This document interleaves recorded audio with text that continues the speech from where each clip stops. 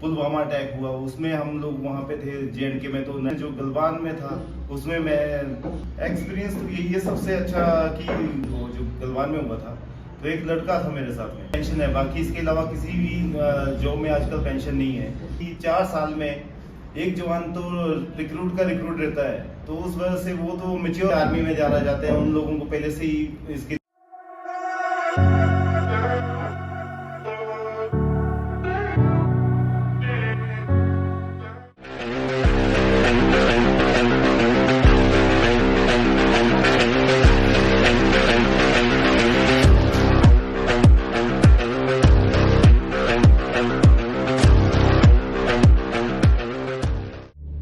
Hello everyone, welcome to our show एक अनसुनी कहानी। आज हमारे साथ जुड़ चुके हैं एक आर्मी रिटायर्ड पर्सन। ये इंटरव्यू हमारे लिए बहुत खास है, खासकर हमारी नौजवानों के लिए जिनका आर्मी एक सपना है और जो हमारे देश के लिए कुछ भी कर गुजरने का एक हौसला और एक जज्बा रखते हैं। तो आज हमारे साथ जुड़ चुके हैं रिटायर्ड हवलदार जुगल किशोर राणा।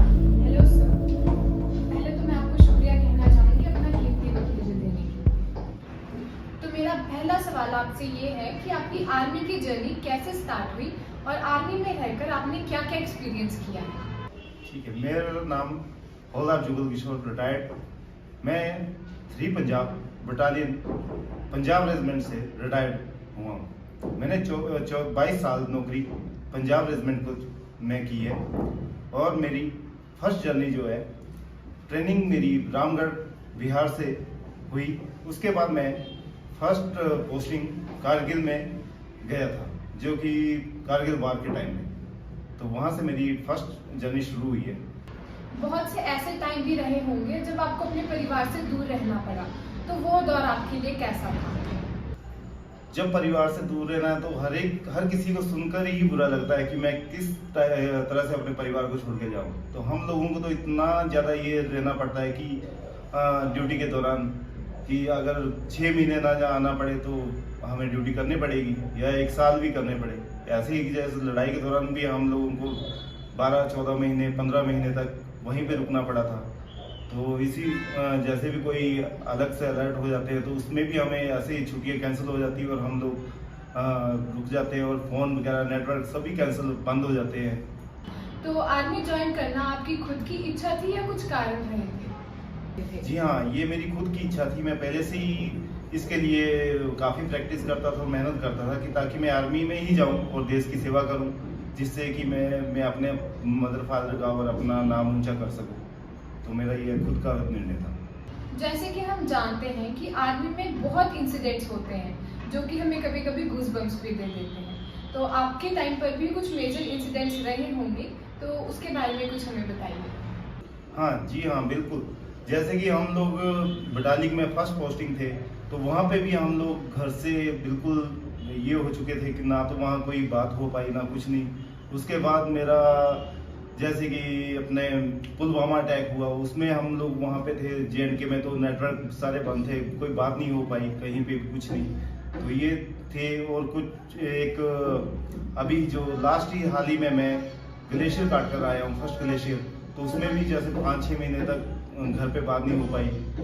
और उसके बाद में ग्लेशियर के बाद में लास्ट में जो गलवान में था उसमें मैंने पार्टिसिपेट किया था।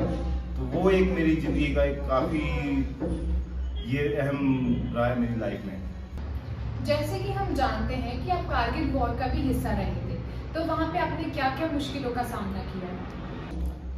कारगिल में तो जैसे कि छुट्टी ना मिलना या फिर उस दौरान टाइम ही ऐसा था जिस कारण कि हमें छुट्टी नहीं आ ही नहीं सकते थे हम, तो वो भी एक कारण था। इसके अलावा मैं कारगिल में ही नहीं, इसके अलावा भी और जगह भी पोस्टेड रहा हूँ।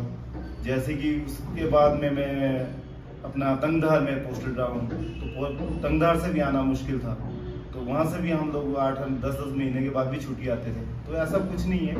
और उसके बाद में मैं 2 बार श्रीनगर में राष्ट्रीय राइफल में रहा हूँ, तो वहाँ से भी कई बार ऐसा होता है कि छुट्टी कैंसिल हो जाती थी कोई कारणवश, किसी ऑपरेशन बस, तो इस वजह से ये था। और फिर उसके बाद में मैं ग्लेशियर में रहा हूँ, तो ग्लेशियर से भी मतलब आना जाना सभी हर एक चीज़ में प्रॉब्लम आती है। और फिर मैं सिक्किम में रहा हूँ, तो सिक्किम में भी नाथुला वगैरह में काफ़ी ये था चला विवाद चल रहा था, तो उस वजह से भी छुट्टियाँ वगैरह। और इसके अलावा भी रास्ते में हमें रोड के सहारे ही जाना पड़ता है। तो उसमें हमें मेन ये है कि एक दूसरे के साथ, जैसे अगर हमारी 20 की पार्टी तो 20 बंदों को ही इकट्ठे जाना पड़ता है। तो 20 की 20 बंदे रोपिंग हुए होते हैं। तो उसमें जैसे कि 15 किलोमीटर के बाद हमारा स्टॉपेज आता है, तो एक दिन एक रात वहाँ रुकना पड़ता है। एक नेक्स्ट डे फिर हमारा इसी तरह से नेक्स्ट डे स्टार्ट होता है, तो नेक्स्ट फिर से हम वहीं पे अपना शुरू करते हैं सुबह मॉर्निंग में। फिर 15-20 किलोमीटर के बाद इसी तरह हमें 125 किलोमीटर मतलब पूरे करते हैं। तो 125 किलोमीटर हमें ग्लेशियर जाना पड़ता है। ज़्यादातर अमूमन वहाँ पे हेलीपैड नहीं होते हैं, तो हम लोगों को खुद अपने आप ही डाउन करना पड़ता है। जैसे कि हमारे कहीं मेडिकल सेंटर होता है, उस जगह पे हमें अपने आप लेकर आना पड़ता है जवान को। अगर किसी तरह का किसी को हिप्पो हो जाए, जैसे कि बर्फ में बीमारी होती है या किसी को कोई भी बीमारी होती है, तो बीमार हो जाता है तो उसे डाउन करना पड़ता है। या किसी तरह से वो कोई उसका गोली गाली लगने से या कोई चीज़ लगने से, इसलिए हमें डाउन करना पड़ता है।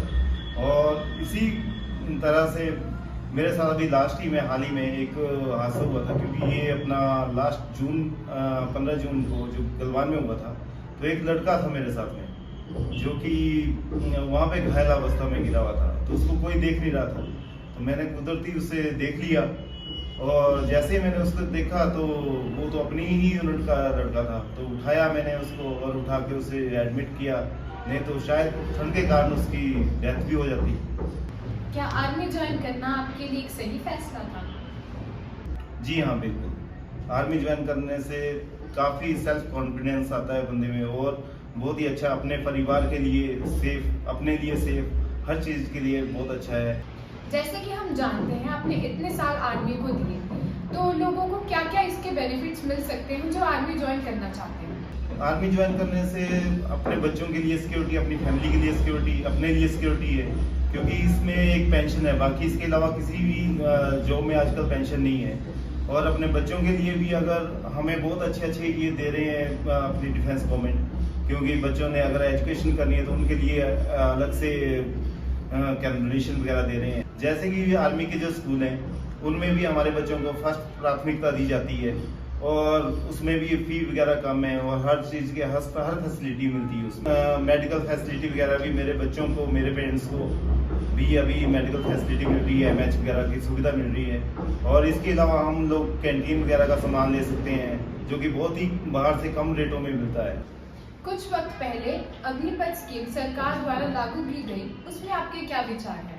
देखिए, इसमें मेरे विचार तो कुछ नहीं है। जो गवर्नमेंट कर रही है वो शायद अपने नज़रिए से सही कर रही होगी, परंतु हम लोग चाहते हैं कि जैसे कि 4 साल में एक जवान तो रिक्रूट रहता है, तो उस वजह से वो तो मैच्योर हो ही नहीं पाएगा। तो उसकी लाइफ आगे की 4 साल के बाद का क्या होगा क्या नहीं होगा, ये तो क्या पता आगे क्या स्कीम निकालेगी गवर्नमेंट। तो अभी का जो है 4 साल का, तो मेरे हिसाब से ठीक नहीं है। हमारा देश का यूथ जो कि हमारा एक फ्यूचर है, जो कि सब जानते हैं, एक आर्मी नौजवान होने के नाते आप लोगों को, हमारे यूथ को क्या मैसेज देना चाहते हैं? उनको बस यही सलाह देना चाहता हूँ, जो भी बच्चे आर्मी में जाना चाहते हैं उन लोगों को पहले से ही इसके लिए तैयारी करनी चाहिए, हर चीज़ के बारे में। एक फिजिकली साइड से, दूसरा अपने मानसिक रूप से, उसकी फैमिली को भी लेना चाहिए कि चलो मेरे बच्चा किसी देश में किसी काम आए। तो इसलिए हर एक जवान को अपने देश के प्रति समर्पित हों और अच्छे से अच्छे काम करें, नशा नुशे वगैरह छोड़ें, और सबसे ज़्यादा अपने हेल्थ के बारे में ध्यान रखें, और ज़्यादा से ज़्यादा फौज में अप्लाई करें। बहुत बहुत शुक्रिया हमारे साथ जुड़े रहने के लिए और कुछ ऐसी अनसुनी बातों से रूबरू करवाने के लिए। इस इंटरव्यू के माध्यम से मैं अपने व्यूअर्स को एक ही मैसेज देना चाहूँगी कि आर्मी ज्वाइन करना हर किसी के बस की बात नहीं है। सिर्फ वही लोग जो अपने परिवार से दूर रहने की हिम्मत रखते हैं और अपने देश के लिए कुछ भी कर गुजरने का एक हौसला रखते हैं, वही लोग आर्मी ज्वाइन कर सकते हैं। Thank you.